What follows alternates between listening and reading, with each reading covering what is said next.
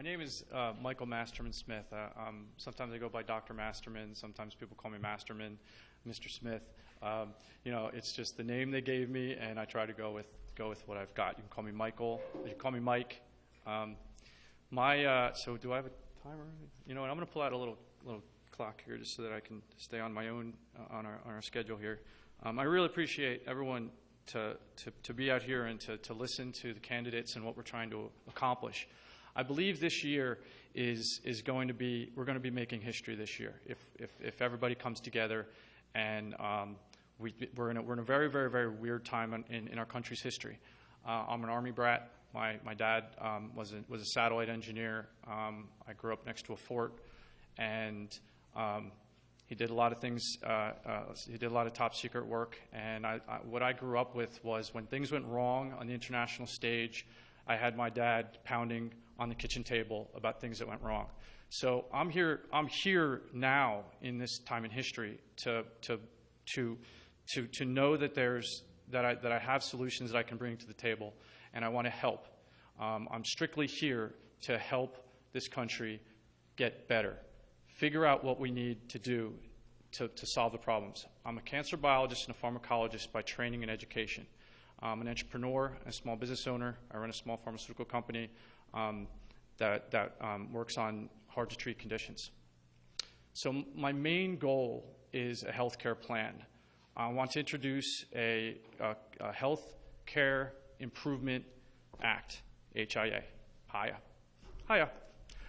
With this act, now this is, I joke about it. I start out in pediatrics, so you know, I'm lighthearted. I stay lighthearted. I'm in cancer. You know, I work in deadly diseases. So if I'm lighthearted, it's because of it's just to make light of very, very difficult situations. And we're experiencing in this country some very, very, very severe and heartbreaking things. So I'm going to start with healthcare, and then we're going to have a discussion about gun violence tonight, and I want to take some time to talk about that. My healthcare plan basically composes three things. One, I want to propose an over-medication prevention program. Americans are on too many drugs, and we need to get them off the drugs. We're also paying way too much for them, so if we start to use less drugs, that's going to bring down our healthcare costs. I'm shooting for a reduction in 30% healthcare costs. 30% is important because if we can reduce healthcare costs by 30%, universal healthcare is a breeze. Everybody's going to love it. We're going to treat healthcare like a national treasure. We're not going to have problems with our issues with increasing insurance premiums. We can do this. We're a very innovative country, and we can do these things. So one thing is over-medication prevention. The second thing is a national medical cannabis accessibility program. I'm one of the few American researchers who worked and identified that cannabinoids can treat some of the most complex cancers.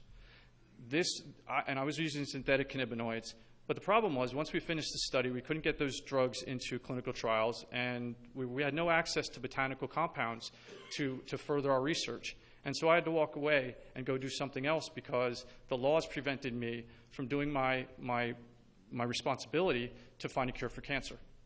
So I've seen it, other researchers have seen it, doctors are seeing it, and the reason this program is important because in states that have medical cannabis laws, the healthcare costs go down.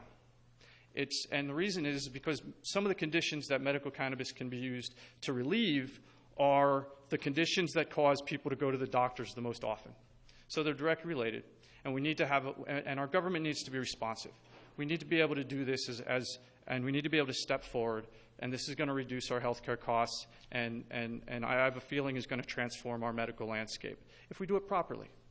The federal government is responsible for these things, and I want to join the federal government and become your congressperson so that I can do these things and do it effectively and be responsive. The third issue is the strengthening and expanding of the Affordable Care Act. There was a reason it was called the Affordable Care Act, because it was affordable. And we were going to bring people into the healthcare system that we could never, ever get to. And we were going to try to reform our healthcare system. We need to be doing this, because if we allow the Affordable Care Act to expire, then what happens is your insurance premiums are going to go up, and your healthcare costs are going to go up. And you know what? Insurance companies, they're not even providing the care that they used to provide, that used to be covered under insurance policy. So we've got to get we have to take a very serious look at what's going on, reduce the health care costs. If we improve health care, then the costs go down. And this is something where everybody can have buy-in. This is going to bring our country together. And we need that right now. So I'm going to talk about a couple of minutes about gun violence. And the issue with gun violence is I don't necessarily, I think we're being driven off of opinions at how to solve our gun problems. The problem is there. But what we don't do, and we don't appreciate, is that we have an entire organization called the Centers for Disease Control and Prevention. It is their job to look into these things and investigate them, and then come back and report to Americans what the solutions are, and then we enact those solutions. But in 1996, there was an act called the Dickey Amendment, and it was passed, and that prohibited the Centers for Disease Control to do any research into gun violence. So now we have to solve problems. We have these problems. We have to solve them. We have to respect individual rights, but we also have to respect public safety. I do not believe that we should be putting guns in the hands of teachers. My mom's a teacher, not the person you want to put a gun in the hand of. She would never want to use it. She would probably put her life, she would be out in front and be like some of these heroes that we've seen before she'll ever pull out a gun and shoot someone. But these are things that are being proposed as being solutions for America's problems. And those aren't their opinions. They're not based on evidence. We're talking about evidence-based solutions, and we don't have any evidence to do anything because we just don't investigate it. So my role is one of the things I'm going to do is I'm going to get my congressional colleagues to repeal the Dickey Amendment. Congressman J. Dickey, in the years before his death, he even said this was a tragic amendment that should be removed, and yet we still sit by it. I came from pediatrics. It breaks my heart that we have these problems, that kids are being faced like this. Did we ever have any of these problems when any of us in this room growing up? We didn't have them. We have them now. So they're there, and we need to address them. I'm a STEM researcher, which stands for Science, Technology, Engineering, and Math. My role was to essentially find the solutions for problems, be it a cure for cancer or developing a new technology that makes cancer diagnostics cheaper, which is my specialty, and then use the powers of innovation and bringing together a number of different specialties to create technologies that end up going into get commercialized, create the companies that create the manufacturing jobs that end up taking care of us. We don't really do it properly. We've sort of abandoned this role of the innovative spirit that an idea should be, our federal government should be supporting the innovative ideas that create the next, that create the manufacturing jobs, that create the cures, or create the solutions. And this relates to environment and relates to climate change. We have to invest in the technologies that allow us to get off fossil fuels. The climate change is real, it's happening at an accelerated pace, and we need to get ahead of the game. We can be creating the technologies like hydrogen technologies, which can take wastewater and take the hydrogen out, turn the hydrogen into energy, clean the wastewater, and that's a technology that can be exported. And it can create thousands and thousands and tens of thousands of jobs. We need to do that. Solar. We can do this. We have to try to get use our innovation, use our technologies to solve these problems, and then the problems sort of go away on their own. Because we've done something about it, that we were proactive. The history of our country has always been about proactivity, about there's a problem, we're going to go after it, let's solve it, let's move on, and then enjoy ourselves and enjoy our independence and our freedoms. We need to get back to that. So this is the reason I'm running for Congress. And I'm asking you for your help in getting me there. We can go into a few more things. We can talk about DACA and our immigration policy. Once again, we can have solutions, but we yell at each other and we yell past each other. I'm an immigrant. I'm sure some of you in the audience are immigrants. These are things that we have to work on. It's just the reality is we have to try. So DACA is an issue where these kids don't have homes. Their home is here. And many of them are doing good. They knew that they had to work harder. They knew they had to be better. Just like when I was growing up, I had to work harder. I had to be better. You know, it was bestowed. It had to happen. I was an Army brat, so I had to learn to get along with people very easily, and I had to and hard work created that. Now, I wasn't a first-generation immigrant, but my dad was an immigrant. He was a first-generation American. My mom, she was a second-generation American. My grandparents, my great-grandparents, they were all immigrants. My great-grandfather, he was a coal miner.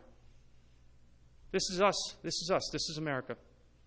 And so this is something where I think the humanity in us needs to come out, and we have to stop fighting, and we have to stop looking at a population and saying they're the cause of my problems, because children aren't the cause of our problems.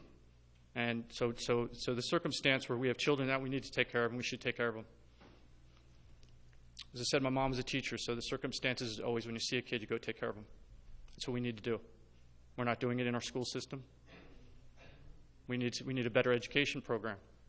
What's our solution now? To give teachers guns. We're not getting that. That's not an answer. So we have to find permanent solutions. We have a wonderful, wonderful government that does wonderful things for us. Let them do their jobs.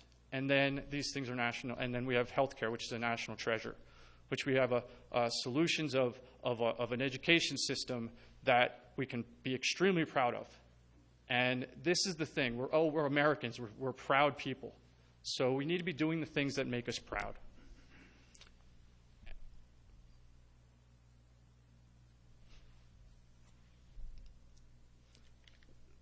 We have some issues with regards to abuse of women, and this is something where we are so close to realizing the Equal Rights Amendment. We're 2 states away. The next Congress might be the Congress that will actually be the first Congress in the history of the United States that will be responsible for the Equal Rights Amendment. And at that point, then our Congress has the Constitution to allow us to change the way we treat women.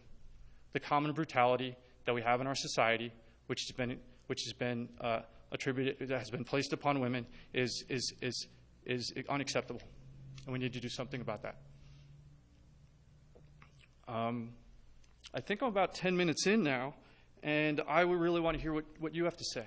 I want to hear your questions, and I'd like to respond come on up.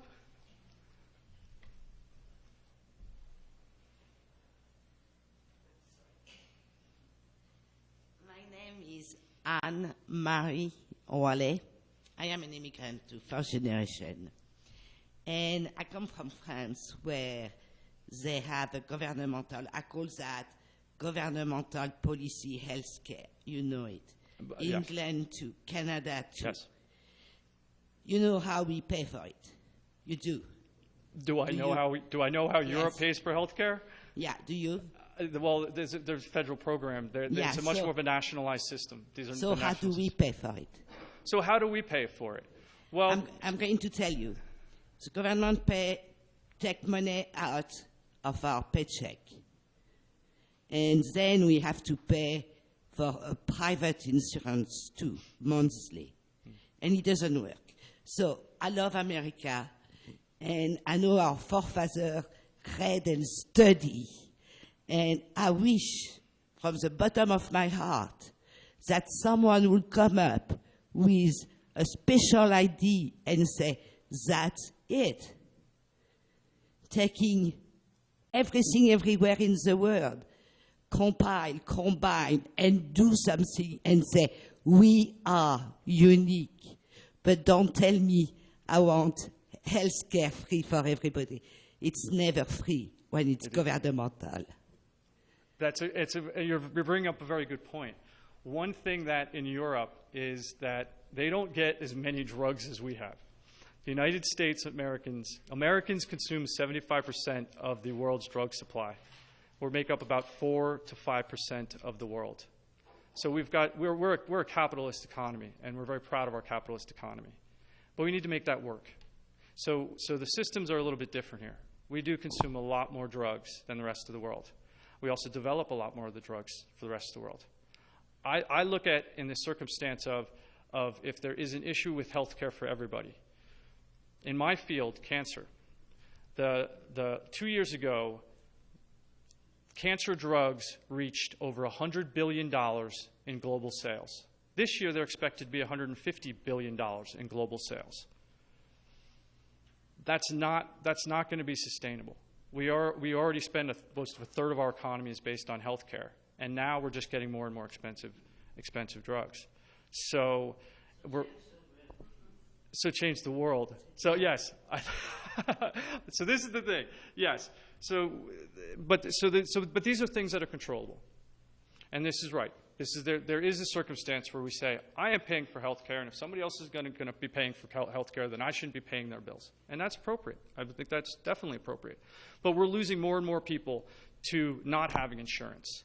And then they're getting sicker and sicker. And the solution is, well, we don't really have a solution because you don't have health care, and we're not sure how to take care of you.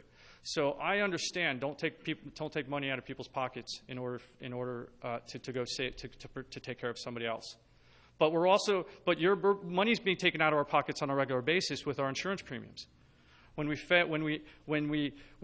fail to recognize that the government is spending almost a third of our tax dollars on health care, and then we have to take out of pocket to cover things that insurance companies won't cover, or our premiums just go up because they can, then we don't have a sustainable and functioning system. That is not something that's economically responsive or economically responsible.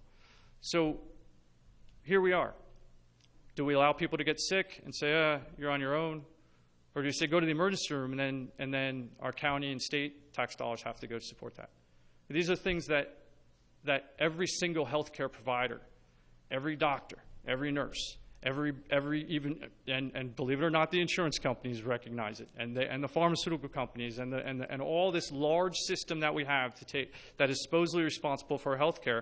We're all a little bit like, why is this not working properly? I'm going to throw something out. 8% of our Congress is made up of healthcare providers. 8%, which means our own leaders aren't sure really what to do. So they're told what to do. Our people from the healthcare field, mostly through lobbyists, come and tell Congress what they want. And that's what Congress does. I speak the language of the FDA. I speak the language of the medical community. As a congressperson, I will be very proactive in making sure the FDA does a better job. We've got a number of different programs at the FDA that are underutilized that would reduce health care, getting us to that 30%. But they're underutilized. They're just not used. The companies aren't putting in their applications. The FDA's responsibilities is efficacy. Does it work? Does it work for what you say it's going to work on? And toxicity. Is it going to make you sick or kill you? There are ways to bring in non-toxic drugs that reduce the costs, but the programs are underutilized. The FDA Botanical Drug Program is not really utilized at all. There's only 1 to 2 companies that are even trying to put botanical drugs through the pipelines. But at the same time, most of our drugs are originally derived from something in the plant world. Aspirin came from a tree bark. Cannabis comes from a plant. The drugs one of the top cancer drugs, several of the top cancer drugs, were originally found I worked with a drug that was originally identified in mold in the soil of Easter Island. It's a powerful chemotherapeutic. Not the best, but it's a powerful chemotherapeutic. Breast cancer drugs came from nature. Why is our federal government not being responsive to this? Because this is something that really the concept is when a drug fails, it can take through going through, there's 3 phases of clinical trials. 1 is toxicity. 2, you start to figure out what it does, and then it eventually gets its approval. And once it gets its approval, you can sell it. The price controls on selling it are a little bit ambiguous because the pharmaceutical companies have to put up billions of dollars for every drug they try to test, and so we have to keep the economy going. So we have these drugs that go through these pipelines. They fail. It takes $1 billion to get to the failure, and then the pharmaceutical company has to absorb the costs. The investors have to absorb the costs. But if you got somebody that speaks the language of the FDA and speaks the language of the pharmaceutical industry, I have a feeling they're going to say, let's go do it this way. Let's try to do this properly. Bring me better drugs that are less toxic. Bring me better drugs that aren't going to cost so much. And then let's go do that. So that's what I'm going to do when I'm in Congress. I know I went off on just a little bit, but that was that. So, more questions? I'm Jerry Stack. Hi, Jerry. I'm an aeronautical engineer by trade, but I'm retired. You're which type of engineer? I'm an aeronautical engineer. Like, from my old heart. You too. Okay. Well, my dad, he was an aeronautical engineer. Your dad probably worked at the same plant that I worked at. But he was very much a part of what we all were trying to accomplish. I'd like to know what is your position on the homeless people that we have and how we might solve that problem. You know, the homeless, they either have no jobs or they have a mental problem, you know, and we just can't give people vouchers to go into motels and get rid of them, okay, or push them away so that they go under another bridge, okay? Right. And so there's got to be some real work done here, okay? I know for a fact that when I was in Europe a couple of years ago, and that was before, after all the Merkel allowed all the immigrants to come in, a million of them. Right. I didn't see anybody laying around in the streets over there. They did something. Yeah. You ought to investigate what happened there. Yes. Because it's amazing. There was nobody laying around there. Everybody seemed to be in a home. Okay. It's an excellent question, yes, and I see you got a few more questions. I want to hear the rest. Okay. And if you'd like to, you probably should ask the German ambassador in Washington what they did, if you can't, figure it out. Oh yes.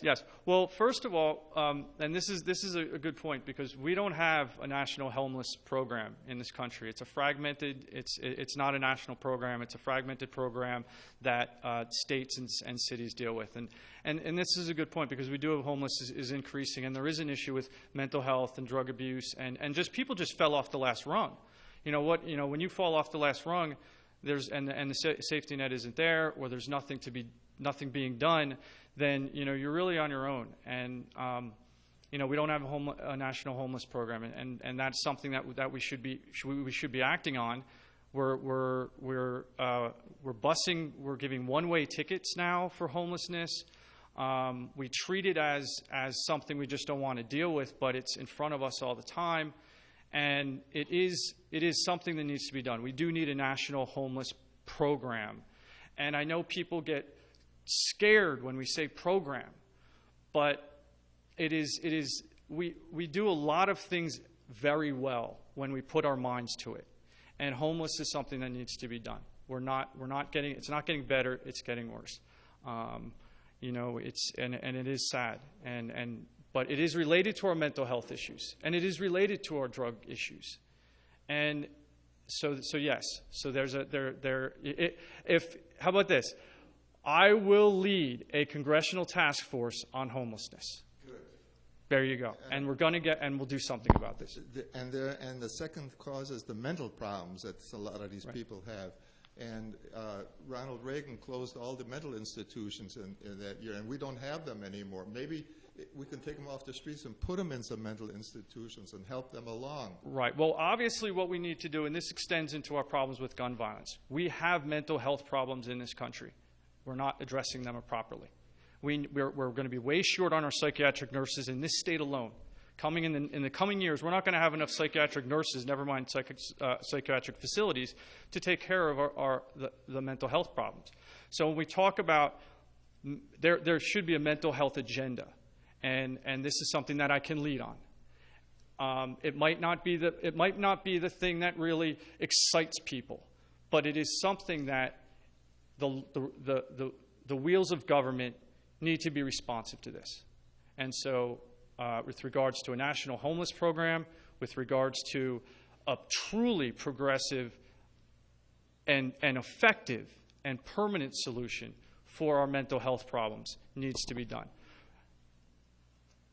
I'm using the word progressive, and this is not a word that should be inappropriately used, or people have a tendency to try to use that word in one way and they take it in a direction that it shouldn't be. We are a nation that makes progress. So when I say progressive, it's about progress. It's about seeing a problem and then solving it, and doing it properly so that it doesn't affect our budgets. Because the big thing is that we have a tendency to spend a lot of money on things that may or may not work, and that's why we get angry. And that's why this is what causes our American anger. You're taking our money, you're taking our taxes. Well, when you do something right, it doesn't contribute more cost to our economy. We have to definitely get control of our budgets, and when we make the right decisions, when we put the right sense and intellect behind something, we solve a problem, and it affects us in a productive way, where we can cut taxes because we solve the problem. So this is I'm a problem solver, and this is the way I think. And as an engineer to an engineer, this is where we're at. Okay, my name is Linda Pereira. Hello, Linda. And I want to go back to the Affordable Care Act. Yes. Okay. One of the things in my generation, okay, that a lot of people were very upset about is that it's real difficult when you're sitting over here on Social Security and you're looking up there at Washington. Those people have got the absolute top best insurance. Cadillac Care. There you go, okay? But they can shake their finger and say, oh, wait, no, you can't have that, okay? One of the bad things about the Affordable Care Act that they kind of forgot to tell people is that when they decided that they were going to do the subsidy. So, an example. My friend says, oh, I'm so excited. She has diabetes. I'm so excited. I finally was able to get health care. Oh, okay, Barb, so that's great. So tell me about it. Oh, well, it's only going to cost me $200 and some odd a month. Oh, God, well, that's really great. So glad for you, okay? Then what they forgot to tell everybody is that the subsidy was then became taxable income that was added to this over here, okay? And what she used to say is, she said, we used to get back about $700 a year on our income tax. Now we owe the government $3,000 because they forgot to tell you that this subsidy was then going to become taxable income, while we sit up here and watch everybody up here say, oh yeah, this is so great for you. Well, I don't think she thought it was so great when now she owed the IRS $3,000. I know I'm not supposed to do this, okay, but I'm going to do it anyway. Don't curse. Okay. Medicare. I think there's a lot of people in here on Medicare. Medicare doesn't hit what we should be thinking about. So here's the problem, okay? So Medicare is for old people. And so old people need glasses, they need hearing aids, and they need teeth. And none of it is covered. I agree 100%. But, oh, by the way, up here, yeah, they all got teeth, they all got glasses, and they all got the hearing aids.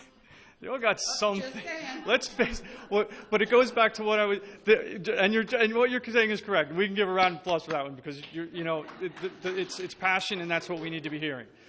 We do need to improve. Yes, exactly. We do need to be improving the health care so that we can get these extra things. Because I don't like it when my mom calls me and says, I got to get new hearing braids, they don't cover it. I got to get new glasses because they don't cover it. And my teeth just broke, and and I'm paying all this. And then we're sitting there, I have a brother, and my brother and I are passing money to my mom to go take care of things that we thought we should be being taken care of. And by the way, the old people don't have glasses, hearing aids, and teeth, but they want the young people to pay for that. Now tell me why it is that a 20-year-old's going to look at this and say, I think you really need some hearing aids. And that's what the problem was with the Affordable Care Act. Like I said, my goal is to strengthen it, make it better, and we shouldn't be taking our savings on a constant level and our retirements at a level just to pay for daily healthcare things that we know we need. And by the way, don't give us any higher Social Security, and just don't let us have any teeth. Well, that's another issue because there hasn't been a Social Security adjustment in like 10 years. Well, no, we got a little one. Got a little. It was, I think it was about $3 on my check. Right.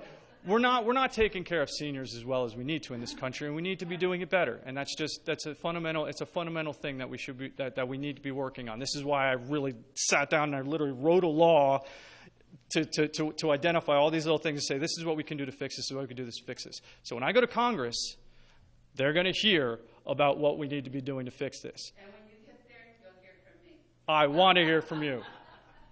Thank you. Okay, we're going to take yes. I really want to hear these questions. We're just starting to get into it, and I apologize for that. We can't. My name is Ed Dunn, and I've been myself and my wife have been residents of Canyon Country for nearly 50 years, and I am also a retired aerospace engineer and involved with Antelope Valley and many other things. Wonderful. But my question is, why wouldn't the schools at least protect the school grounds and then enclose them in the fencing, etc.? And the reason I say this is that my wife used to donate, or has donated for some years, to a school, parochial school connected with a church in Lancaster. Mm-hmm. And for as many years as I can remember, she couldn't get past the front gate without talking on a loudspeaker and having a person escort her in. Yeah. And it was fenced all the way around. A second school up there, a larger one, newer one than that, that two of our grandkids were going to, and we had occasion where we had to pick them up. And I think it was named Jack Northrop after the aircraft company, and totally fenced. And those kids came out of a single gate, and when school closed, teachers out there, teachers were walking them all the way down to the crossing guard on the main road, checking everything out. And no problems. That's at least a start. Yeah. It goes back to this issue where we don't have a plan for school security. We never were prepared. We were not allowed to. We as Americans were never allowed to have our government investigate this to do the right thing. So it is an issue of education. It is an issue of our mental health system. It is an issue of having 3 times more guns than we had when they passed the Dickey Amendment. So I'm going to be very, very, very clear on this, and I'm going to be very, very, very strong on this. If we repeal the Dickey Amendment, if I can get the Dickey Amendment repealed, we will find the right solutions and we will bring them in, because you got to allow people that prevent things and prevent health catastrophes for a living put their eyes on the problem. If you're an engineer and you're building a jet, you're the engineer that knows how to build the jet. You're the engineer that knows how to build the fantails. You're the engineer that knows the specific things, and then you're put on that task. We're not allowed to do that, and that needs to change. So I'm with you. I gotta get going. I really appreciate it. I'm so sorry. I want you to email me. Just remember how many lives were saved when that citizen got that one shooter before he got on the school grounds, and Right. how many lives were saved when the Congress people were playing baseball because security was there and took the guy down. Just keep that in mind. Right, it is a security issue, but we're going off of opinions about how to solve problems, and we have to have solutions that are permanent, and then it won't be a problem. But this is something that we don't have eyes on the problem right now, and we need to get eyes on the Our problem. news media our news media does make a big issue over a few thousand, but they say nothing about 33,000 with the automobile. Funny. Thank you. Thank you. Let's give